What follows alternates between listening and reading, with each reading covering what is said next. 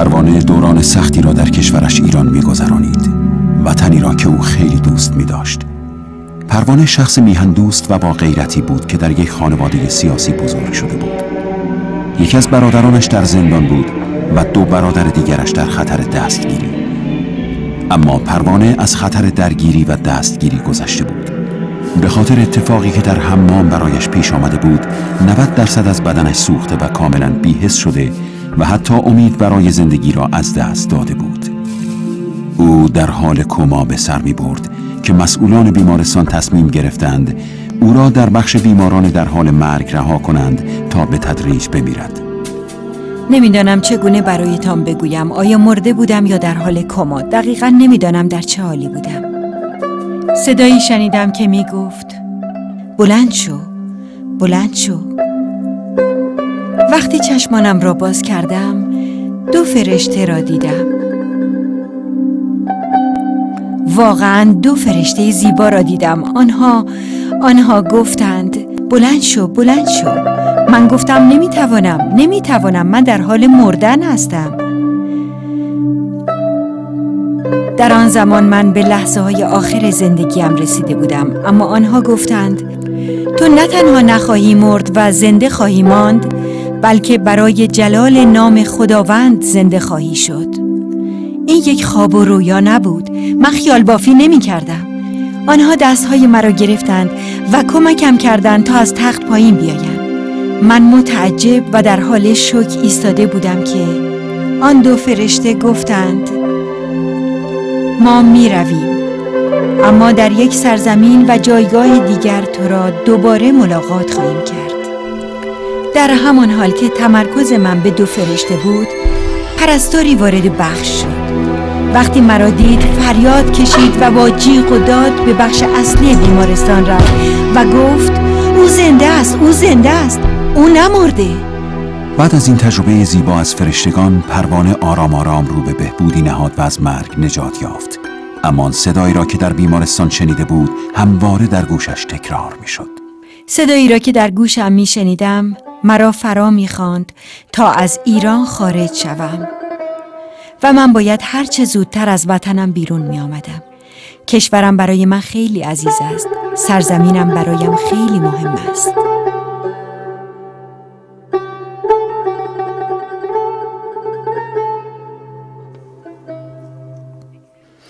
دقیقاً روز 19 ژانویه 1986 ایران را ترک کردم، با علم به این که هرگز وطنم را نخواهم دید.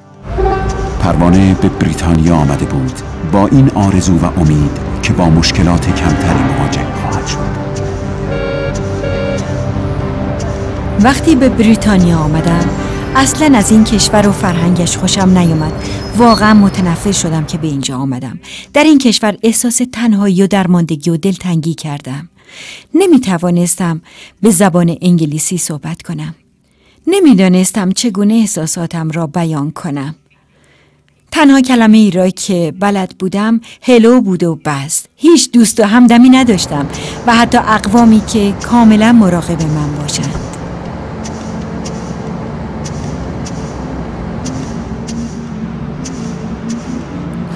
در خانه‌ای زندگی می کردم با شخصی که زندگیش بر اساس سیگار و مشروب بود و با راه و روش زندگی من سازگار نبود.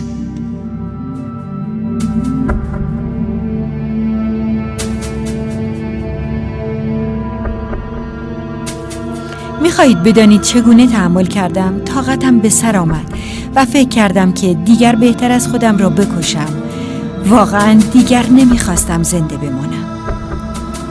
با وجود اینکه فرشتگان مرا نجات دادند و میدانستم که برای خداوند یک فرد بخصوصی هستم، همه را فراموش کرده بودم و دیگر نمیخواستم راجع به خدا بدانم. همه چیز در هم و بر هم شده بود و دیگر قاطی کرده بودم و همه چیز را از دست داده بودم. کشورم را و حتی هویت خودم را انکار کرده بودم. یک روز تصمیم گرفتم به وسط لندن بروم و رفتم. تصمیم گرفته بودم که دیگر هرگز به آن مکانی که زندگی می کردم برنگردم. در آن روز همه چیز برایم تاریک شده بود. مردم را نیز به درستی نمی‌دیدم. احساس تنهایی و تاریکی مرا فرا گرفت. واقعا احساس کمبود و تنهایی می‌کردم.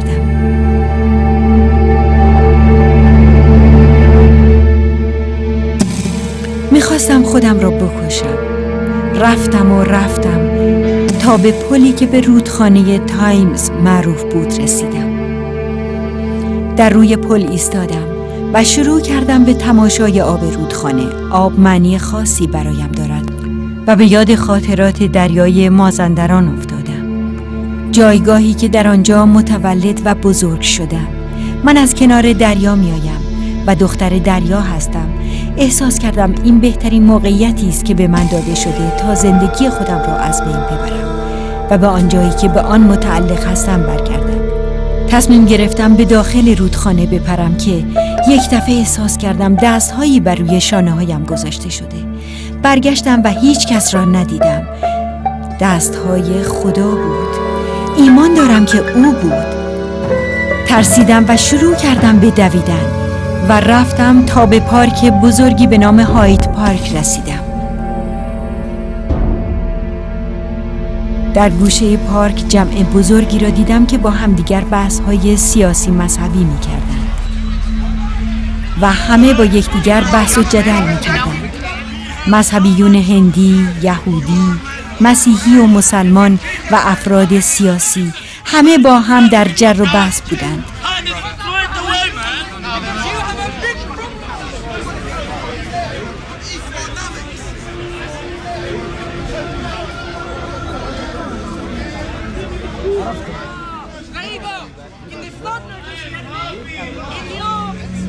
منم شروع کردم به جیغ زدن راجع به دولت و کشورم و توهین به دیگران. چرا با هم دعوا میکنید؟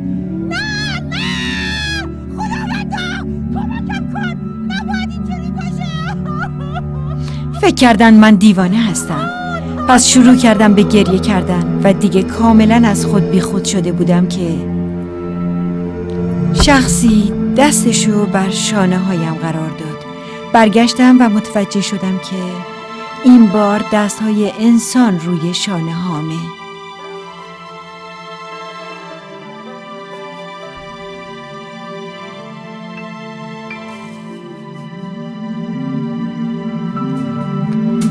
اون از من پرسید اسمم چیه؟ گفتم به تو ربطی نداره. دلم نمیخواد با تو حرف بزنم. دلم نمیخواد هیچ کس رو بشناسم و در تمام مدت گریه میکردم. چه محبتی! محبت او غیر قابل تصور بود. اون شروع کرد با من به حرف زدن و آدرس منو گرفت. دوستی بین ما رشد کرد و قوی شد. اون اسم منو در کالج همرسمیت نوشت و کمک زیادی به زبان انگلیسیم کرد. به من کمک کرد تا به خیابونا برم و با مردم و فرهنگ این کشور آشنایی بیشتری پیدا کنم. پروانه توسط دوست جدیدش ژاله به جمع ایرانیان مسیحی دعوت شد. آن ایمانداران در یک اتاق کوچک در غرب لندن دور هم جمع می شدند. من میخواستم راجع به محبتی که اون داشت بیشتر بدونم. همچنین راجع به دلسوزی و صبر و تحمل اون. من دنبال چیزی میگشتم که اون داشت و من نداشتم.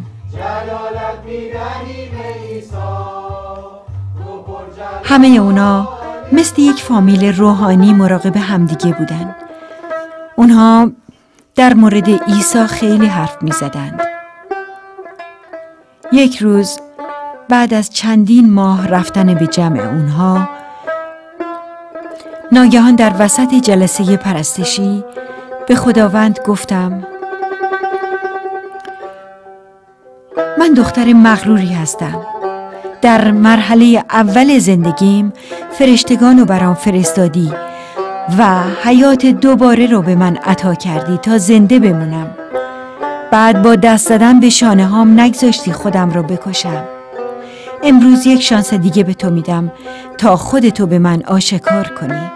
در غیر این صورت من هرگز بر نمیگردم و از اینجا هم میرم. یک دفعه در یک لحظه قدرت خداوند را در خود احساس کردم.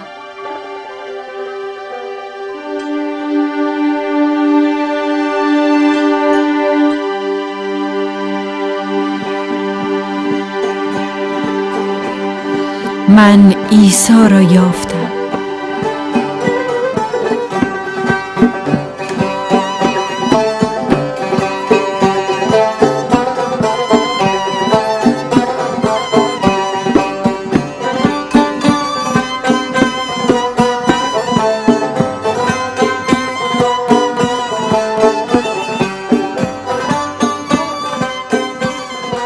ژانه برای پروانه یک خوابگاه دانشجویی به نام لیابی در وسط لندن پیدا کرد.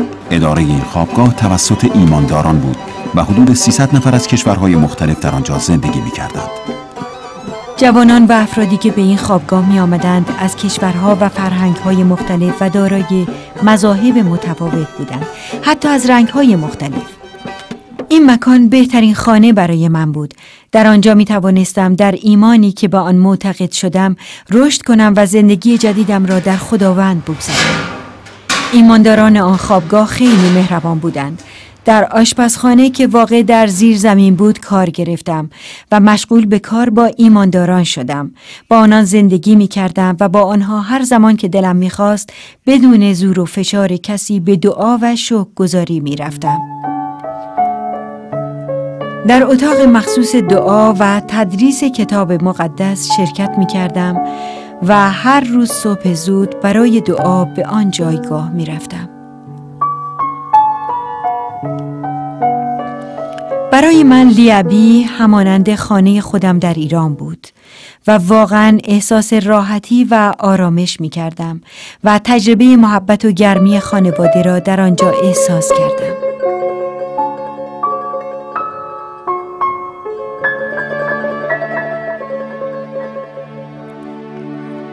در اینجا بود که همسر آینده‌ام به ملاقات من آمد و ساعات بسیاری را در این حیات با هم گذراندیم.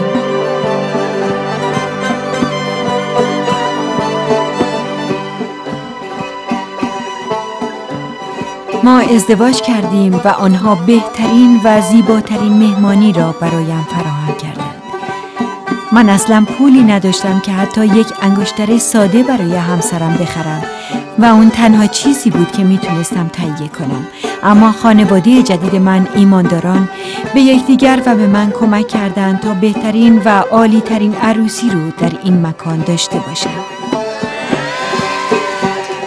داستان آشنایی نایجل و پروانه نیز قابل شنیدن و عجیب است. پروانه به یک کلاس کتاب مقدس به زبان عربی دعوت شده بود و در آنجا بود که ناگهان صدایی شروع به صحبت کردن با او به زبان خودش نمود. او متعجب شده و به آن صدا گوش داد. آدرس خود را به آن مرد بده.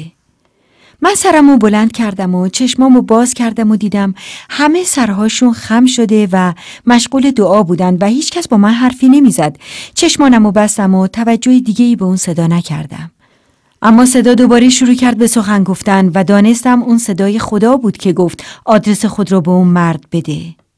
من در حال سوار شدن به موتورسیکلتم بودم که به خونم برگردم. یه دفعه دیدم این خانم جوان به طرف من اومد و منو متعجب کرد. گفت خداوند به من گفت که باید آدرس خونم رو به تو بدم. ما به همدیگه احتیاج داریم. ما در آینده همدیگه رو دوباره خواهیم دید. اون گفت چیزی که من با تو در میون گذاشتم برخلاف فرهنگ منه. من هرگز این کارو نکردم و نخواهم کرد. اما خداوند به من گفت که باید این کارو انجام بدم و من اطاعت کردم. ازدواج نایجل و پروانه تلاقی دو فرهنگ است و این موقعیت را به آنها داده که از مشکلات و مسائل پناهندگان بیشتر آگاهی داشته باشند و به احتیاجات ایرانیان مقیم بریتانیا رسیدگی کنند. افراد زیادی برای پناهندگی به بریتانیا میان و اونا احتیاج خیلی زیادی به کمک دارن و ما میخوایم فقط به اونا کمک کنیم.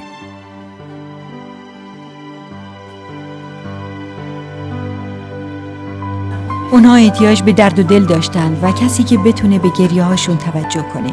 من به ملاقات اونها میرم تا به درد و دل اونها گوش بدم. یکی از مهمترین خدمات ما به اونها گوش دادن به اونهاست و تلاش ما خدمت و کمک به آنهاست و نصیحت کردن و یا حتی کمک‌های فیزیکی، دعا و غیره.